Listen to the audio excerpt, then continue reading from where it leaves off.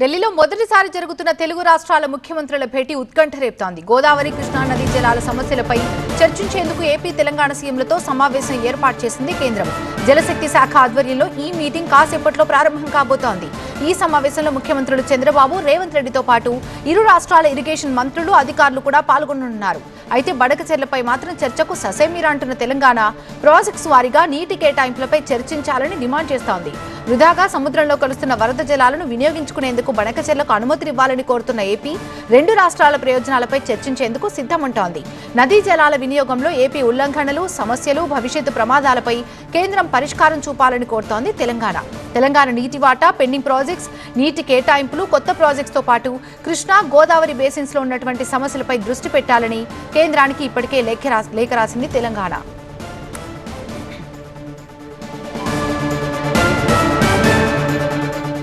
బనకచెర్ల విషయంలో రెండు రాష్ట్రాల మధ్య డైలాగ్ వార్ నడుస్తోంది. బనకచెర్లపై వెనక్కి తగ్గేదే లేదంటోంది ఆంధ్రప్రదేశ్.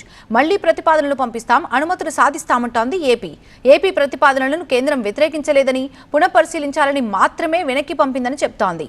ఏపీకి సమాచారం ఇవ్వకుండానే కాళేశ్వరం, దేవాదుల, సమ్మక్క సాగర్ సహా ఎన్నో ప్రాజెక్టులని తెలంగాణ ప్రాజెక్టులు నిర్మించిందని, అయినా తాము తెలంగాణలో ఘర్షణలు కోరుకోవటం లేదన్నారు. తెలంగాణతో సమస్యను కేంద్రమే పరిష్కరించాలంటోంది ఏపీ. అయితే ఏపీ ప్రతిపాదనలపై కేంద్రం స్పందించొద్దని డిమాండ్ చేస్తోంది తెలంగాణ. ఏపీ ప్రతిపాదనలపై గతంలో కేంద్రం స్పందించడంపై తీవ్ర అభ్యంతరం చెప్పింది. తెలంగాణ ప్రాజెక్ట్స్ కి అనుమతి ఇచ్చాకే బనకచెర్లపై చర్చించాలని ప్రతిపాదించింది. మొత్తం 9 ప్రాజెక్టులకి అనుమతి ఇవ్వాలని కోరుతున్న తెలంగాణ బనకచెర్లకు అనుమతిస్తే ఇచ్చంపల్లి, నాగార్జున సాగర్ కి పర్మిషన్ ఇవ్వాలని అంటోంది. అలాగే మూసీ నది పునర్జీవానికి నిధులు ఇవ్వాలని కోరుతోంది తెలంగాణ.